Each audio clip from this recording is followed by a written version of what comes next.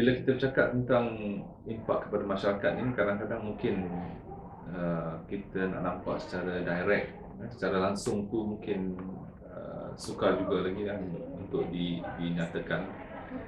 Sebagai contoh lah, saya bagi satu contoh di mana kajian kami bekerjasama dengan IWK, Indah Water Consortium.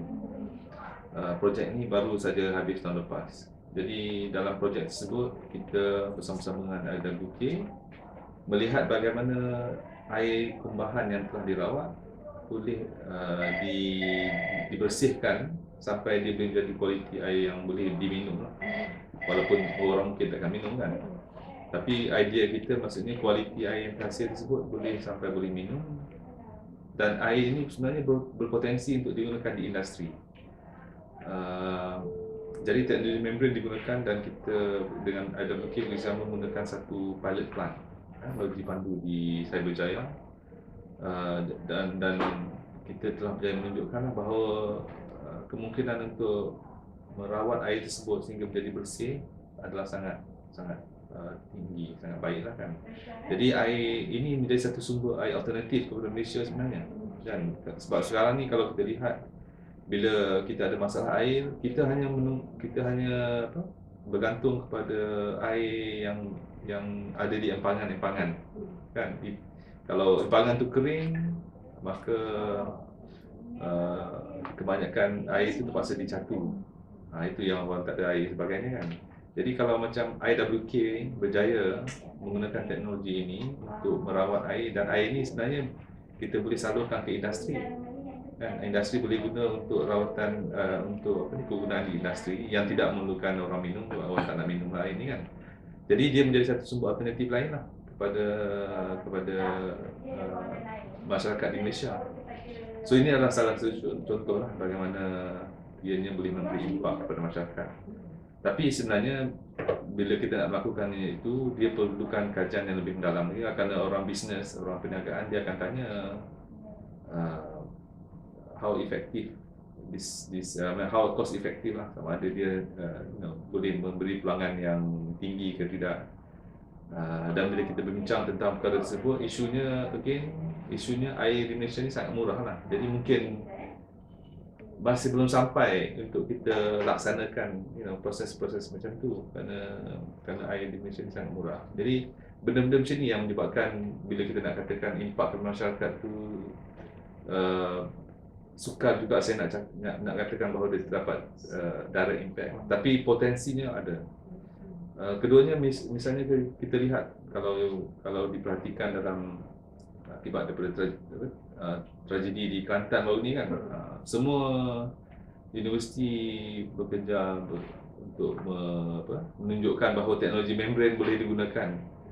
Kita ada UUM pun ada, dia promote ultrafiltration, UTM dia promote ultrafiltration dengan reverse osmosis. UKM sebenarnya kita ada buat promosi juga, tapi kita tak sampai lagi ke menghantar alat itu ke sana.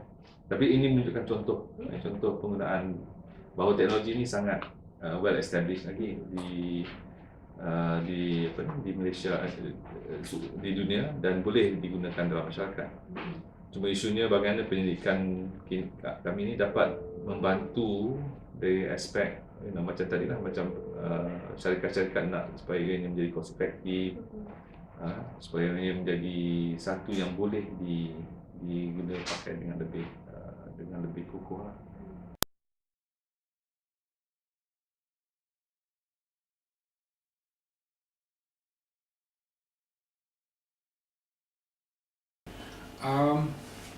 Selama lebih kurang 25 tahun saya bertugas di UKM, dan pendidikan telah lakukan terhadap tenaga solar ini. Ada beberapa projek yang saya rasa mempunyai impak yang tinggi pada masyarakat. Jadi saya berpendapat bahawa teknologi yang tidak memberi impak pada masyarakat itu, maka teknologi tersebut tidak berkesan, dia tidak berguna. Jadi saya ingin memberi beberapa case di sini, case study di sini, di mana teknologi tenaga surya itu mempunyai impak kepada masyarakat. Pertama adalah proses pembuatan sel suria itu adalah memerlukan teknologi yang tinggi. Tetapi apa yang kami telah jalankan adalah satu program di mana kami berjaya menjadikan pembuatan panel solar tersebut sebagai industri desa ataupun cottage industry. Ini telah kami lakukan di Kuala Terengganu, dan di sana kami telah berjaya membangunkan satu kaedah di mana pembuatan panel solar tersebut boleh dilakukan dengan proses yang manual atau proses yang tidak memerlukan secara automatik. Ini memberikan impak yang tinggi kepada masyarakat setempat, di mana peluang pekerjaan boleh diberikan kepada masyarakat luar bandar. Dan oleh kerana proses yang high-tech itu dijadikan begitu mudah sekali, jadi ini dapat memberi bukan sahaja memberi peluang pekerjaan kepada masyarakat setempat, tetapi telah berjaya meningkatkan daya inovasi masyarakat setempat tersebut.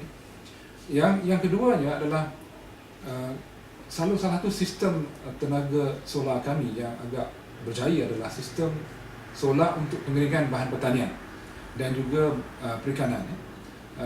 Kami telah berjaya membangunkan sistem pengeringan untuk bahan pertanian dan juga untuk produk perikanan di beberapa tempat. Satu, kami telah berjaya membangunkan sistem pengeringan solar di Sabah, di Sempurna Sabah, di mana pengeringan untuk rumpai laut.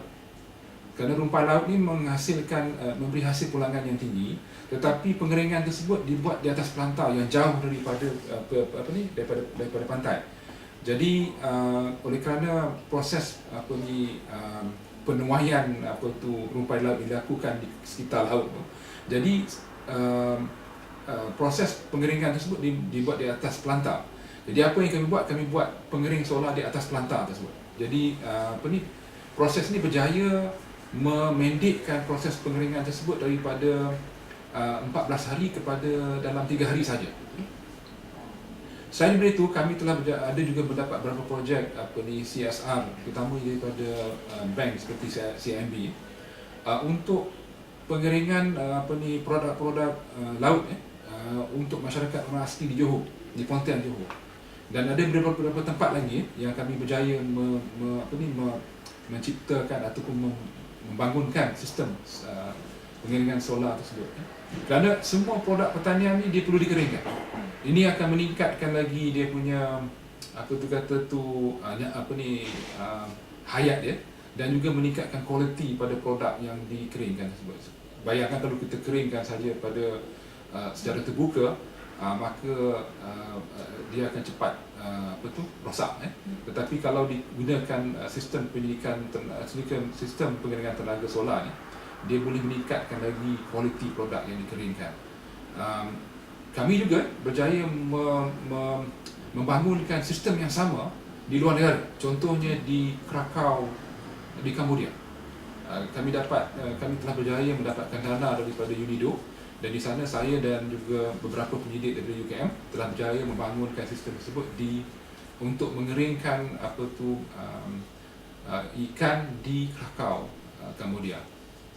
Dan selain daripada itu, kami juga ada beberapa projek dengan kerjasama, contohnya daripada syarikat Coca-Cola untuk sistem mengepam air dan juga sistem untuk lampu di masjid di sebuah surau di Pulau Mabul di Sabah.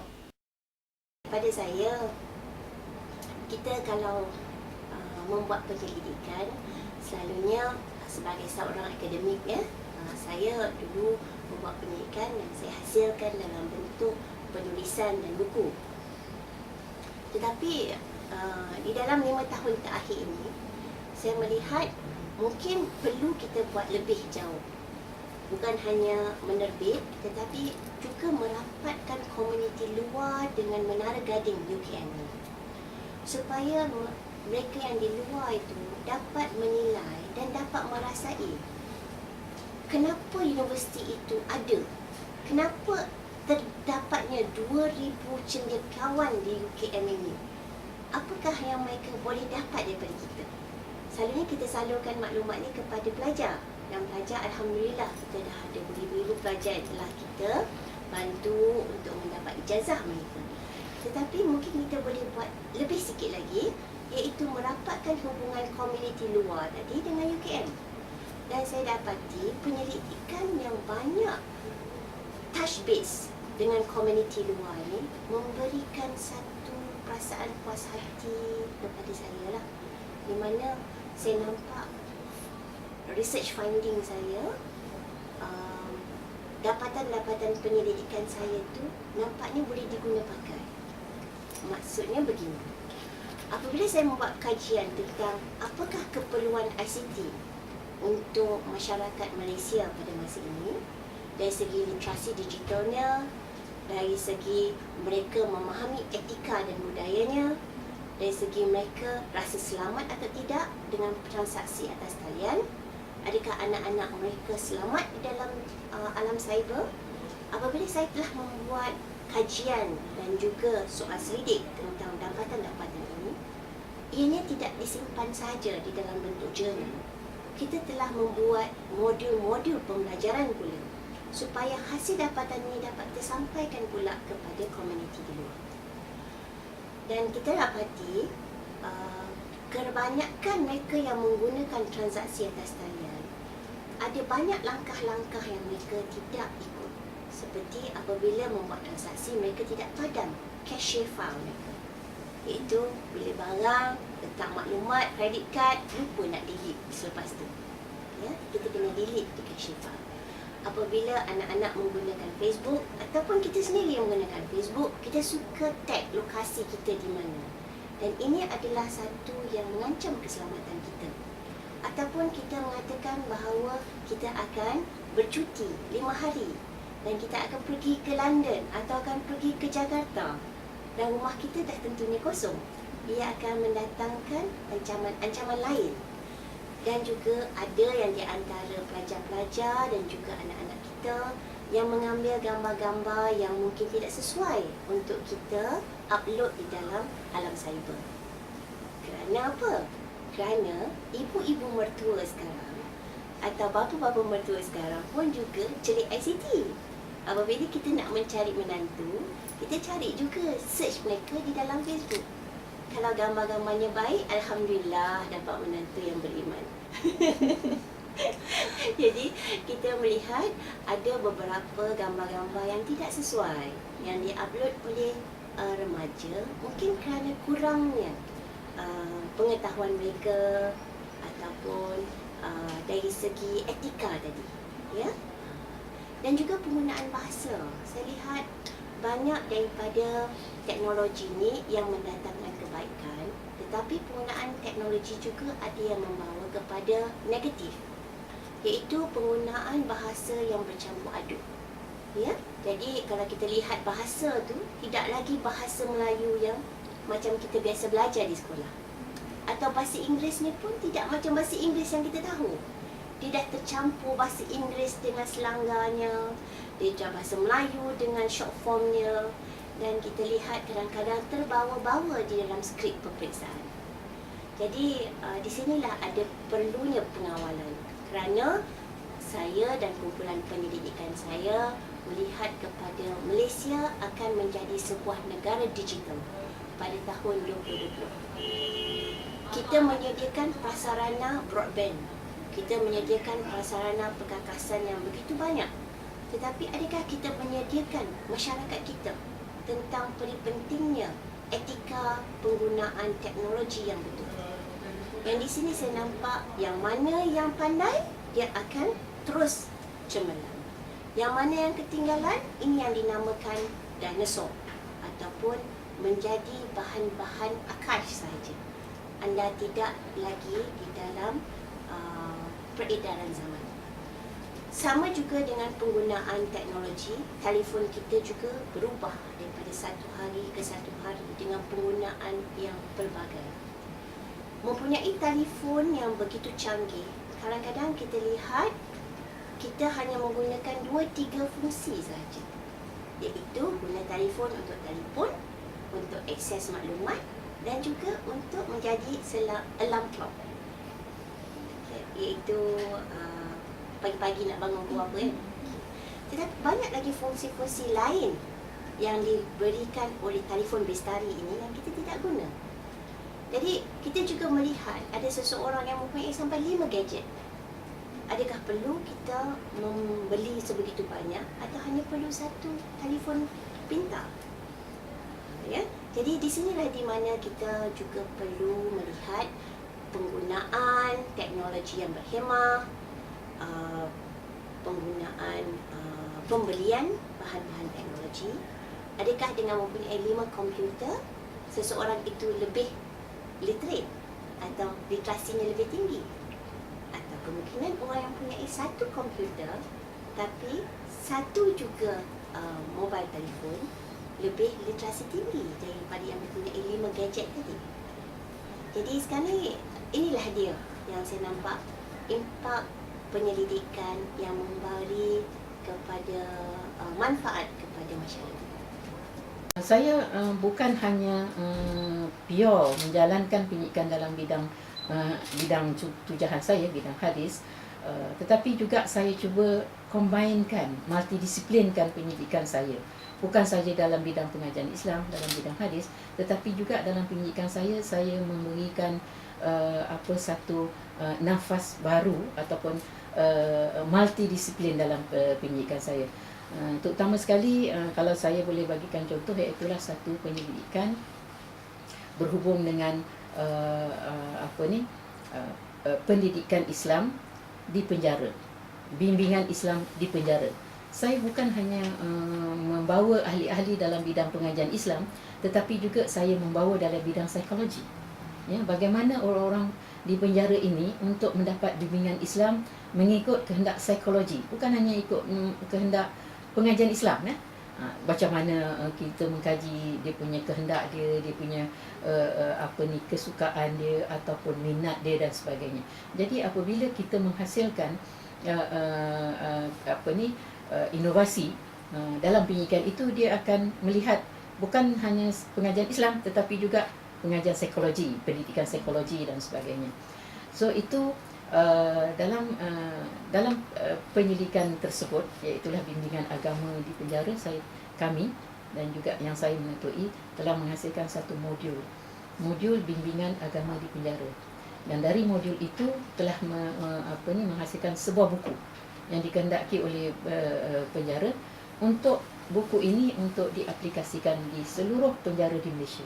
So itu impaknya satu Malaysia lah, tapi bukan satu dunia lagi, ya, satu Malaysia.